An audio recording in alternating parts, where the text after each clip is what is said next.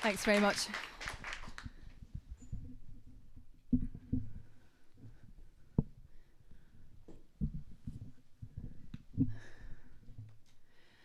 Thanks, and thanks for having me back in Berlin again. I was here last year and was so taken with it. I was determined to make my way back. But the theme was really interesting to me. I come to film artistically as a member of Glasgow Improvisers Orchestra. But that's quite sort of different to the approach I'm going to be talking about just now, which is I'll be giving some of the results from my PhD and then some of the work I've now been able to develop in my postdoc to look at how to analyse group improvisation. It's not necessary to analyse group improvisation, but it's very interesting. So, well, we can talk about necessity later. So, I define group improvisation as a dynamic and spontaneous process that unfolds in real time through interactions among participants. And it's widely recognised in music education, performance and community music as a powerful medium for creativity, collaboration and personal expression. However, a lot of the research in improvisation is often post hoc, it's afterwards. We're interviewing people to talk about how do they find something. Though in more recent years, we have been looking at stimulated video recall. So you might film a performance of improvisation and then ask the performers, you'll watch it with the performers afterwards and then pause it in certain sections and to try and get them to remember what was your decision-making process here, what was important to you, why do you think you played that? So that's the method of finding out what was going inside the brains of improvisers. I think we're all interested in that. So there are ways of capturing, understanding the ways in which people interact in improvisation, and it involves video. And it's very the communications in improvisation are just very complex because it's a multimodal form of communication. We're communicating with music, we're communicating with gaze, with gestures, and other things like how close we are to each other, where they move, that type of thing. So if you're looking at video, then you can be looking at all these different types of communications to try and figure out what's going on. So just before I skip to this slide, I'll be exploring how multimodal video analysis can serve as a really powerful tool to systematically study group improvisation. I'm going to draw on two studies, one focusing on children's improvisation in a group and other on expert performers. I'll demonstrate how this video analysis of different approaches to video analysis can uncover patterns of communication, creative decision-making, and interaction that might not be immediately apparent when you're sitting there watching, or even if you're in a group as well, because it's all happening really quickly. So I'm going to draw from two different frameworks. One drawn from kind of improvisation theory that I used in my own PhD, and then one drawn from communication theory to look at expert professional improvisers. So improvising in terms of theory requires an appreciation of how creativity emerges from interactions between individuals. Keith Sawyer was really a big influence for a lot of people. His work about collaborative creativity came from first theatre improv, actually, and then jazz improvisation.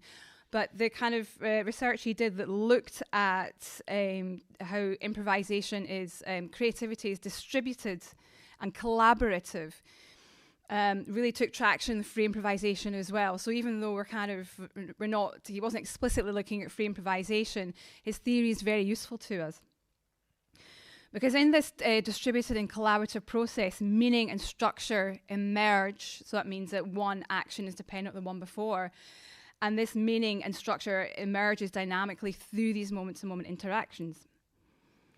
So in a kind of Keith Sawyer view of improvisation, it's not simply an individual act of creativity, but it's a co-constructed event shaped by multiple participants.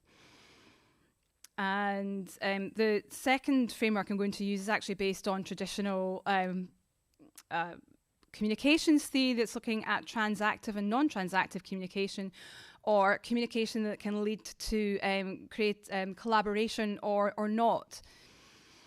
I'll talk about that in more detail later.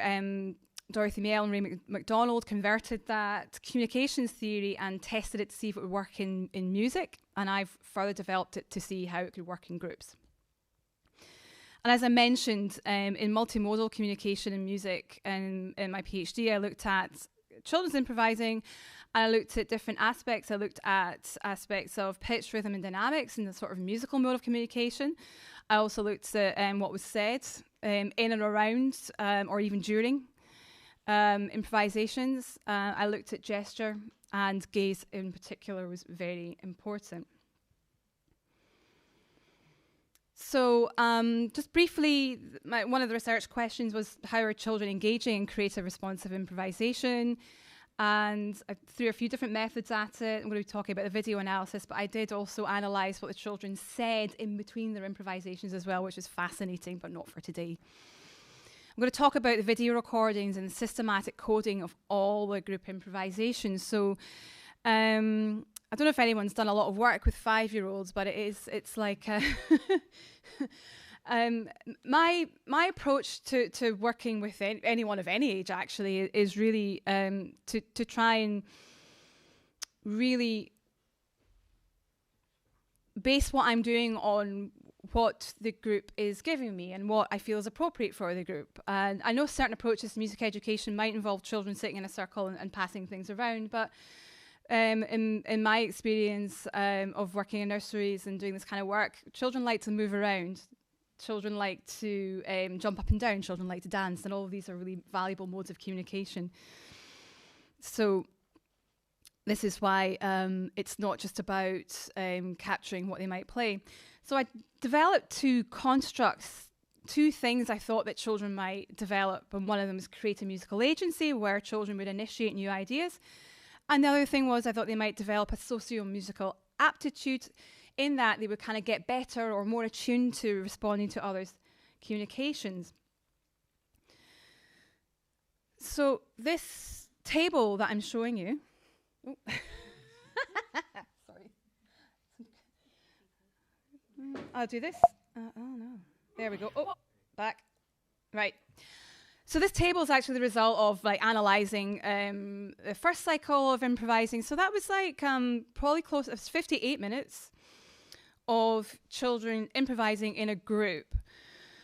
And I'm going to show you a video next, but I wanted to show you the kind of parameters that I was looking at to analyse it. So first of all, I was thinking, I would see a child start to play a bit faster. I was like, okay, that scores 1 for a creative gesture. So that is a child playing or singing a new tempo, getting the tempo moving.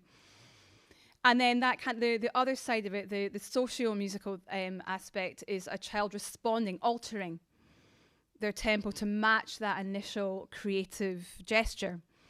So you can split music up into different aspects, and the parameters are all the parameters that I found. I didn't start with a kind of framework in mind. This is what came from the work. So children were initiating and responding on parameters of tempo, on dynamics, of course. And also, it won't surprise you to know that tempo and dynamics are often quite closely linked. If you were getting faster, you were getting louder most often. But through the workshops, I'd find that children would stop and start. They would start to orchestrate. They would start to listen. They would start to get awareness of not just playing all the time. And when they started and stopped, like what would that do? So I've jumped down to arrangement, sorry, but I'm going to go back to articulation. So articulation can be someone instigating a short note when the other person's playing or singing long notes. I use conduction signs, and I got the kids to invent their own. I'm a fan of conduction. I do it in Glasgow Improvisers Orchestra, but not everyone is, so we use it sparingly. And of course, won't be surprised to know that children will alter pitch if someone else is initiating a different pitch. And the other two final categories, which were fewer, so they start from the most frequent and go to the least frequent, that children could initiate things in body percussion, and then also what I call alternative vocalizing, which could be growling or doing silly voices, and that's okay. So I'm going to show you a clip from the next one, and the tip for watching this one is just to see the for coding this one, the children were doing some signs. Children were initiating and responding to signs. They were initiating different pitch. They were initiating different articulation. So those are maybe things to listen and watch for. So here they are. What would a hedgehog sound like?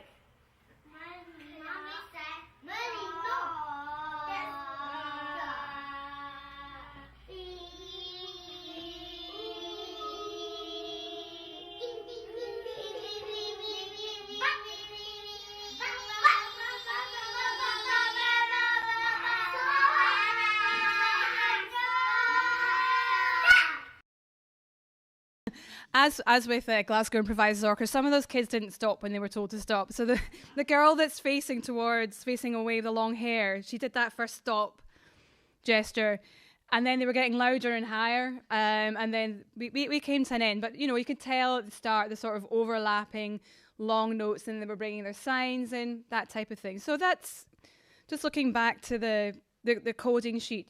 That hopefully makes a bit of sense when you sort of see it in action there. So once you get all of that data together, you can start to see patterns. And I wouldn't say it's as simple as leaders and followers. There were children who maybe initiated more and children who responded a lot more. The interesting one for me is the role that I had, because I was there in the middle of the kids helping out there. But quite often, so for creative, you're looking at the first sort of bar chart, 58% of those creative gestures were preceded by a gaze. So the child would look at me and then they would do it. And this was happening I wasn't even conscious of this. I got to realize this through the analysis. But not always, and not for all children. So this is what this kind of graph doesn't show you, is that there were a couple of children who just went and were creative anyway. They didn't need to look at me, and that was fine. But some of them did. And then the role of gesture. The gesture had a smaller role, I would say, but it was still significant for some children.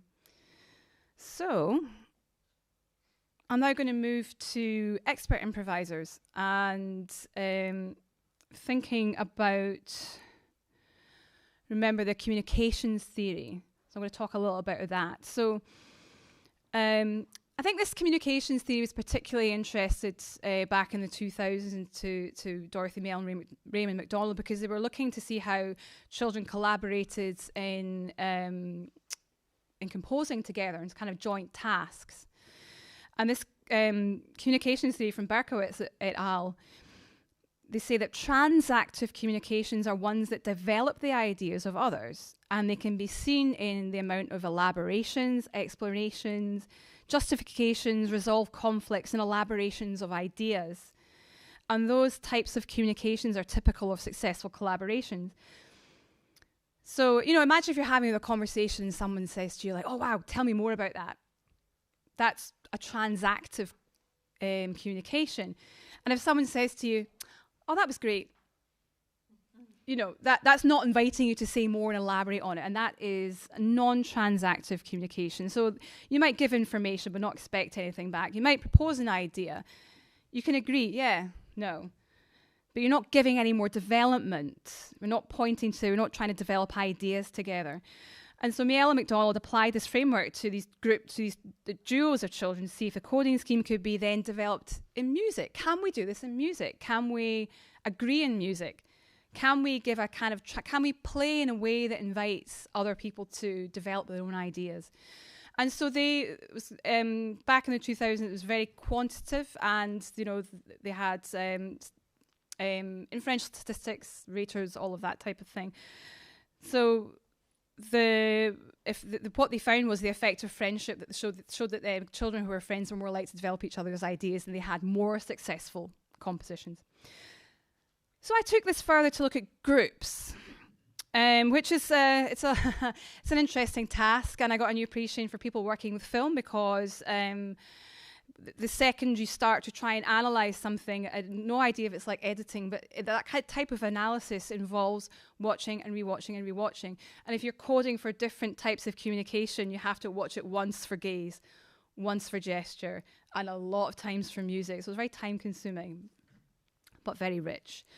So I'm just going to show you a table from the kind of how we could apply that transactive and non-transactive framework to improvising.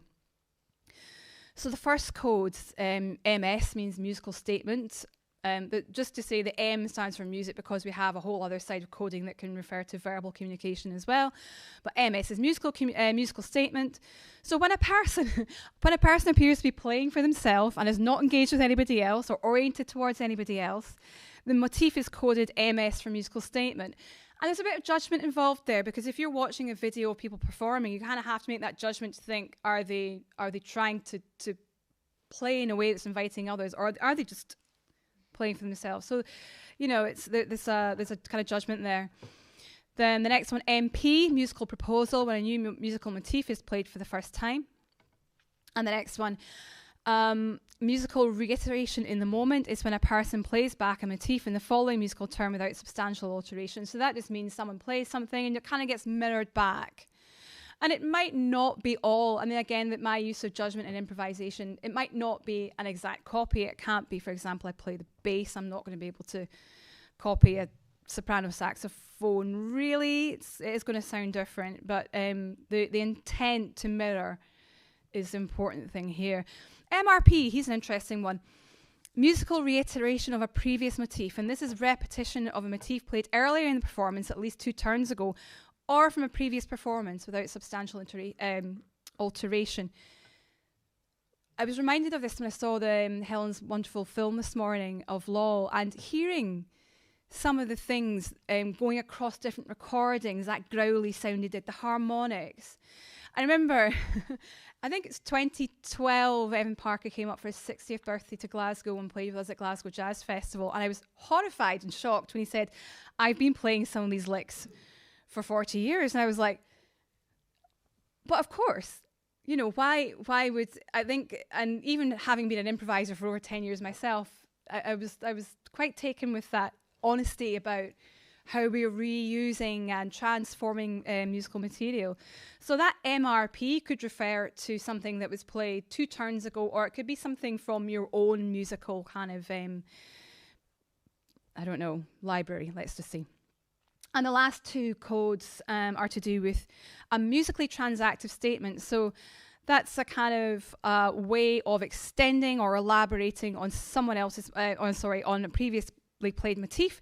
And you can do that with your own material. So that's a musically transactive statement to self, or a musically transactive statement to another person. So there's this is a brand new coding framework. I'm going to show you a short clip from the GeoFest that you saw from Jessica, and with a quintet of George Lewis, Raymond MacDonald. We had International Contemporary Ensemble from New York, so we had Faye Victor singing with us, and 2 of our other Geo members are Armin Sturm on bass and Jim, I can't remember his second name, on thank you, Jim Bryce, who's another singer. So if you're watching this one, see if you can figure out what a proposal is. I think that one's quite clear. Maybe not always, but maybe if you can hear any reiteration, and if you can hear any extension of ideas, see what you think. And then I'll show you how I coded it afterwards.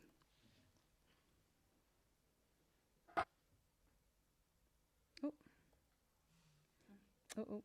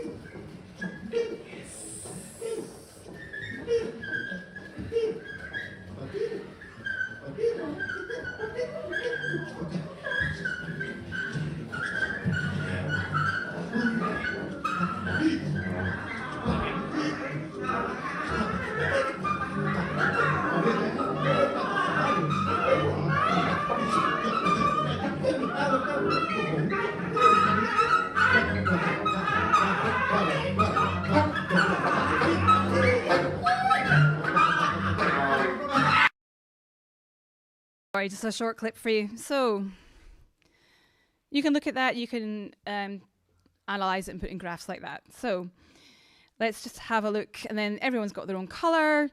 So looking at the first, I'll talk through each of the categories. So MS, playing for oneself. I'm pretty sure I coded that for Raymond, for Jim, and for Armin. I haven't gone through this coding with them, I have to say, but I have done this procedure for a few other things. In this type of work, you're often getting other raters to see if you can agree and get a good kind of level of agreement between you. And then we look at musical proposal. We have a couple from Raymond, we have 3 from George, we have none from Jim. Jim is the male singer. So that kind of chimes with how you perceived that last clip. A couple from Faye, and then 1 from Armin. And the next one was musical response in the next turn. So there we see that everybody is, according to this coding scheme, doing quite a bit of this. You know, in that clip was like 1 minute and 10 seconds. So, you know, within that, there's so many different events that are happening.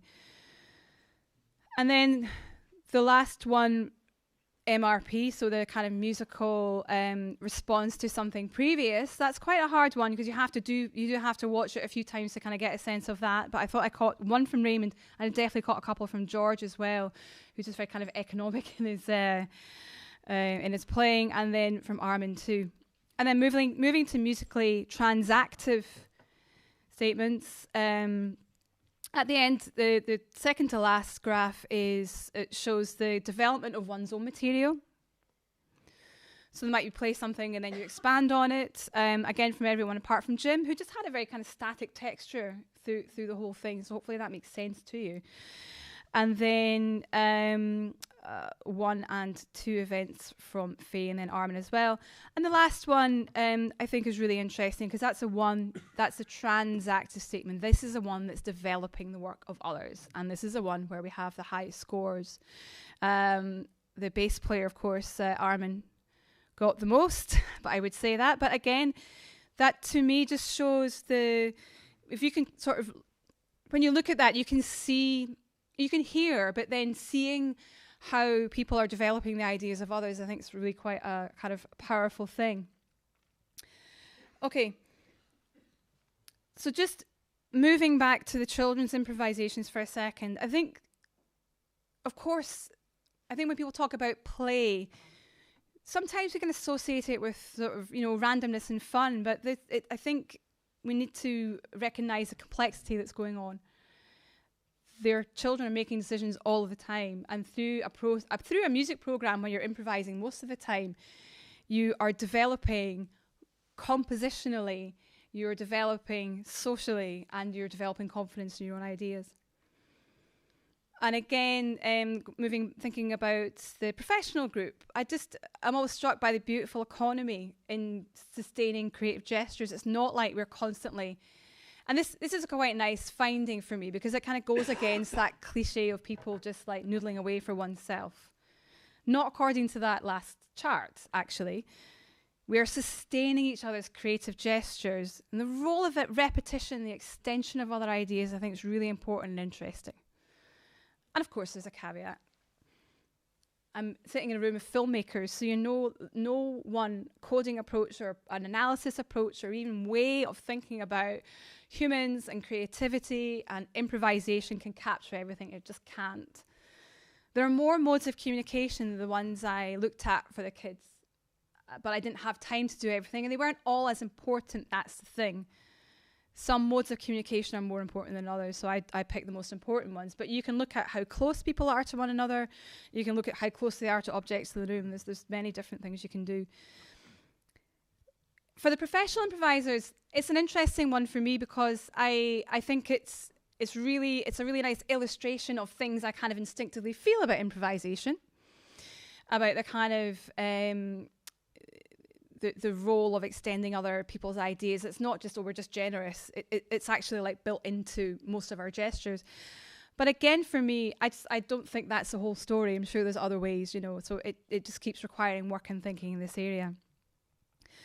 So again, now thinking about future research directions, I think cross-modal communication is something to think about, as just remembering back to one of those graphs where for a lot of children, that quick checking in with a little gaze before something happened was really important. I think I'm aware of that a lot more when I'm teaching now, but that's important. And I kind of think another future direction for looking at professional improvisation, if you like, is actually to turn it on its head and to think about, well, what can improvisation tell us about communication theory? The other way around, what can it tell us about creativity? What can it tell us about leadership? We don't need leaders in this kind of neoliberal sense, I don't think, if we look at improvisation. And I guess my final thought is to say that studying improvisation is understanding human interaction, collaboration, creativity. I mean, it's an attempt to start understanding these things. It's a way of understanding these things.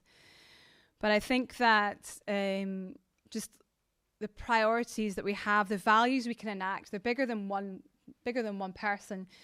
And I think, the final thing I will say is just that thinking about inclusion, thinking about democracy, thinking about all of these things, I think that ways of looking at the kind of communicative actions of improvisers can really tell us a lot about improvisation, but, hopefully what we could take to other areas of our life. Thank you.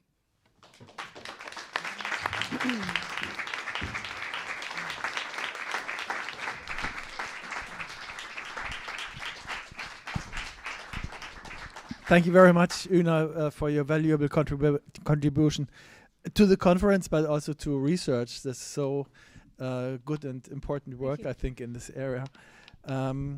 We have time for one question, maybe, or two.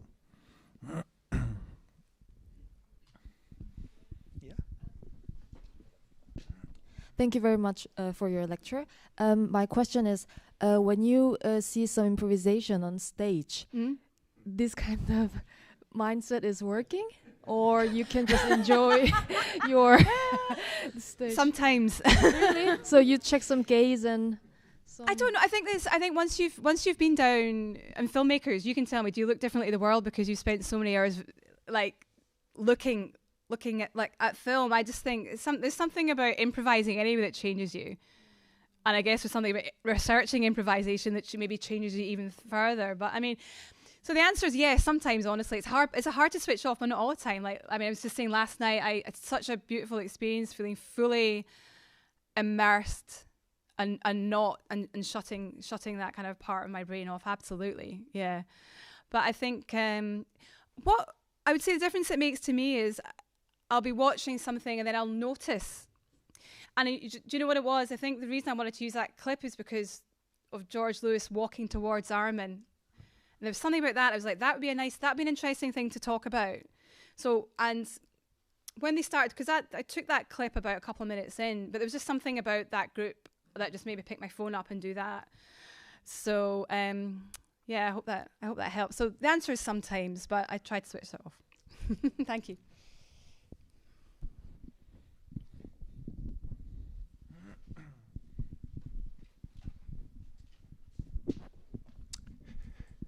I'd like to point out that you said there are more modes of communication. For me, that's very important because you were investigating the imitation of motives or the elaboration of motives. For me, it's most interesting to work with complementary motives. Mm-hmm. And it's very hard to investigate, of course, what is complementary. But that's where music really starts to become interesting.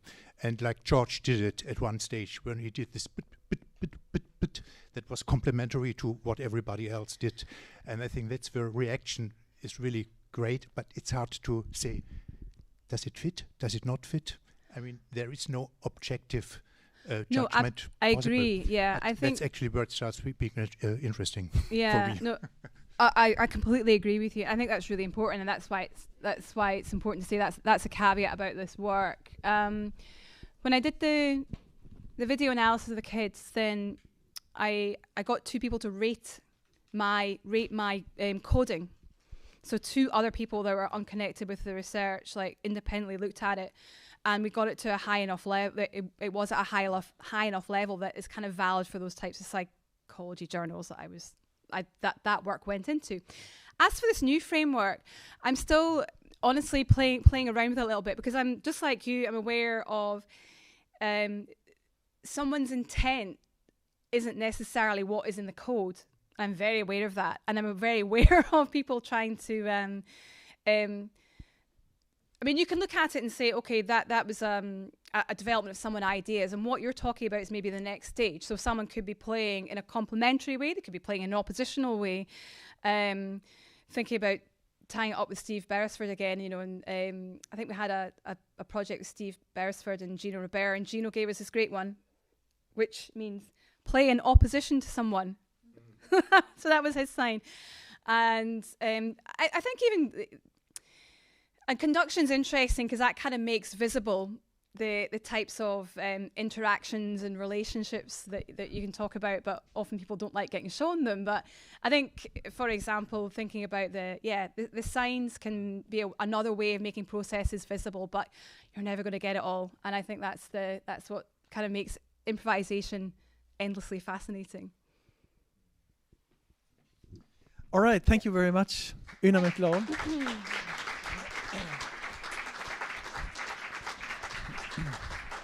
Since you were mentioning Raymond McDonald, he will be here beginning of May, and already now I'm looking forward to a talk with him.